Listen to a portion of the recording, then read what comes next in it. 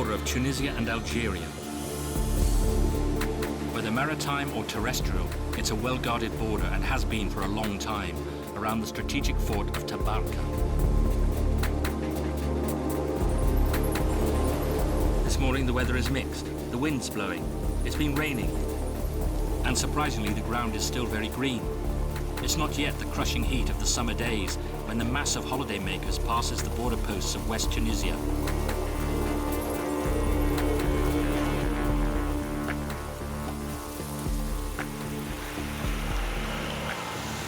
There are a million of them, Algerians who take to the road every year. A million, perhaps a good sign in this North Africa where borders are sometimes hermetically sealed.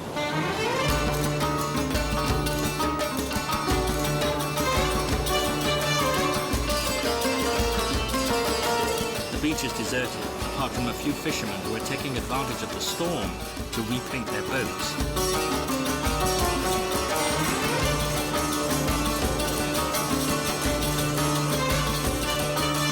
This is Tunisia, the north.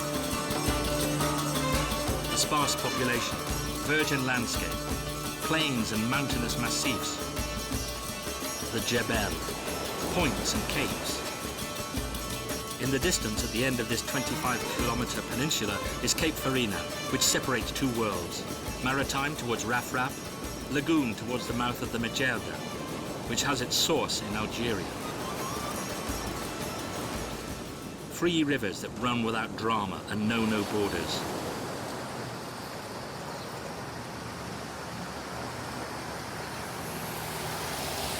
At the foot of the Nadur Jebel, there's this water people in the shadow of century-old forts, evidence of the passing of many occupiers, Maltese, Spanish, British.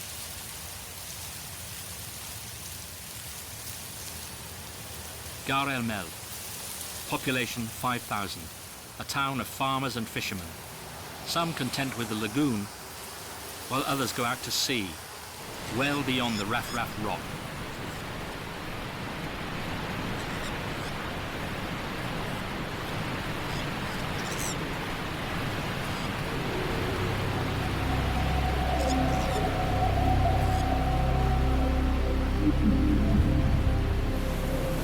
The point of Tunisia in the belly of the Mediterranean. Cape Bon, barren rocks whipped by the wind. A windswept oceanic landscape. It looks like the Atlantic.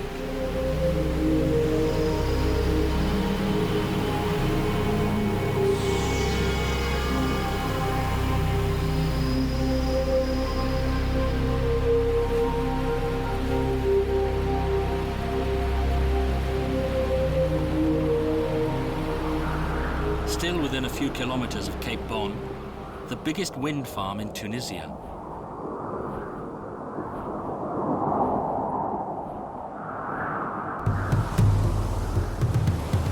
Watch out, danger, said this lighthouse to sailors who attempted to hug the coast.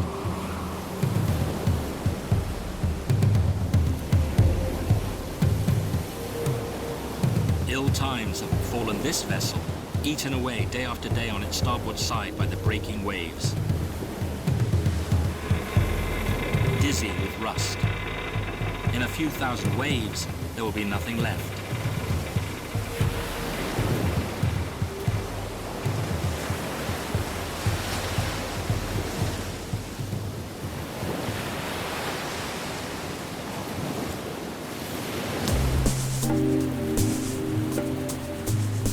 Gave its name to this peninsula, which stretches for nearly 80 kilometers from near Tunis.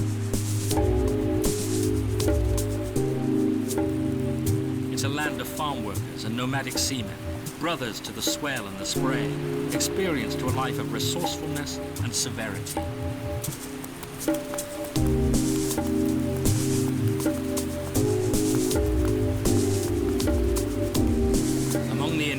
Fishing ports of Tunisia, this is Sidi Daoud, where the fleet is still confined to port by the weather.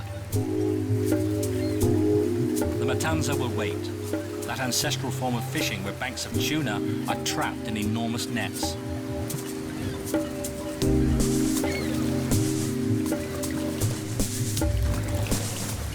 It could be gloomy winter.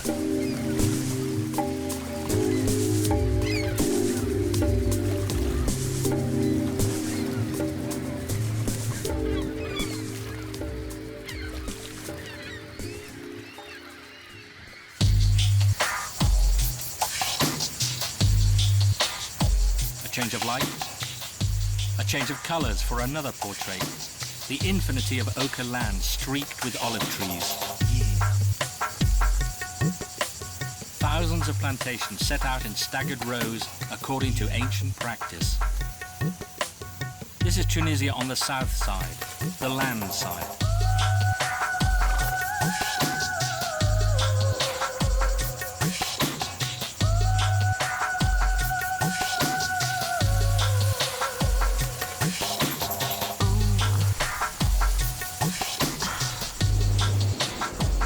Soon we reach the Gulf of Gabes, once known to ancient geography as Little Silt.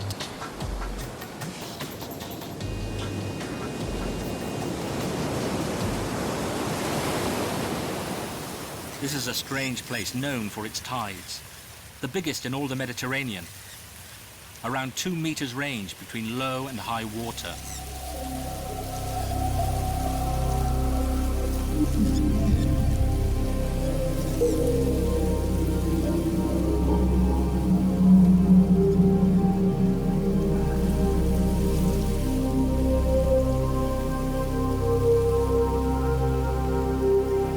Fishermen on foot make no mistake. At low tide, with the mud up to their knees, they know that here you can gather shellfish to fill the pot. Women, men, stuck here for hours in the full sun between the ebb and flow of the waters.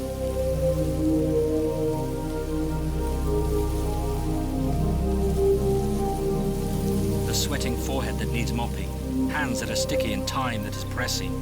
Each step is an effort. Each clam collected a victory.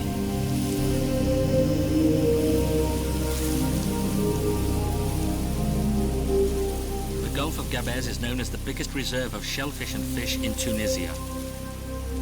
It supports thousands of people.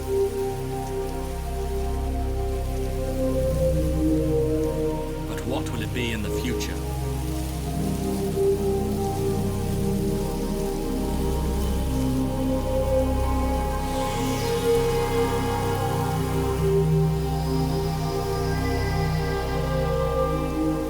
Within sight of the port of Gabes, a surprise awaits us. The docks are yellow with sulfur. It sums up the dilemma of a whole region that in the 70s was taken over by the chemical industry. The concentration of phosphate factories, the dumping of fertilizers into the sea, fuel the controversy. Is the Gulf of Gabes threatened? Sacrificed? Much remains to be done.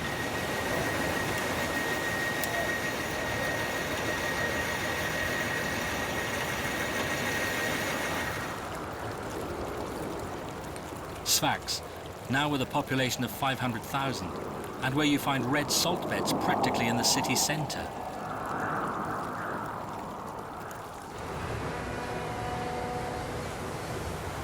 Sfax and its port permanently linked to the islands in the Gulf of Gabes. Daily traffic with the Kerkennah archipelago, we'll say more about that, where all these passengers come from, on foot or in cars.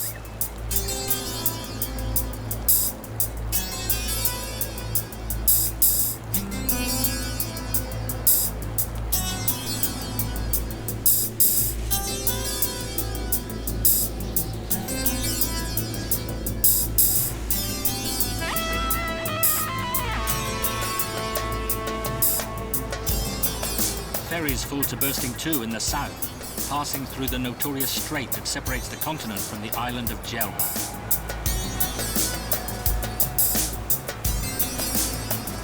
On the eastern side of the island, eyes are turned towards neighbouring Libya. Some 40 hotels have sprung up along a beach only a few kilometres long, the most beautiful on the island. There's everything to cater to the needs of the weary Western client, greedy for sun and leisure activity. With the Monastir and Sousse sites on the continent, Djerba is the heart of the Tunisian tourist industry. A terrorist attack that killed several Tunisians and foreigners in the early 2000s is the only blot on the success of Djerba, the Sweet.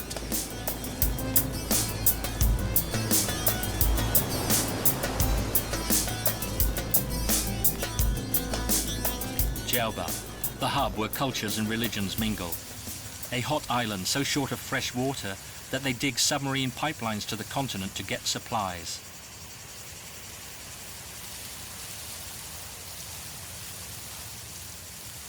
White on the outside, cool within, with an ever-present sea breeze wafting over them. The houses of Djerba.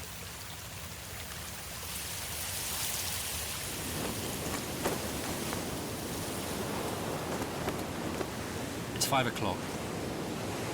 The land breeze has risen and is gently pushing the fishermen's sailboats out to sea. The sea is deep blue near the Kerkennahs, the islands where the sea is divided into lots.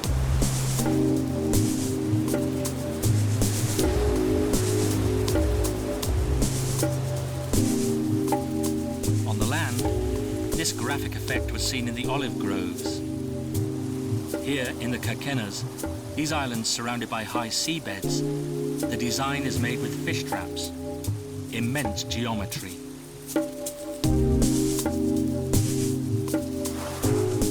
Tonight there will be stars in the sky once more, and if there's a full moon, the seabirds will have no problem getting their bearings to find the fish caught in the traps set by the fishermen. They just follow the arrow and help themselves.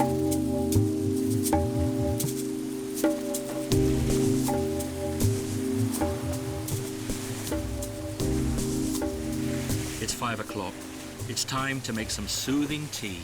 The night will be hot and long.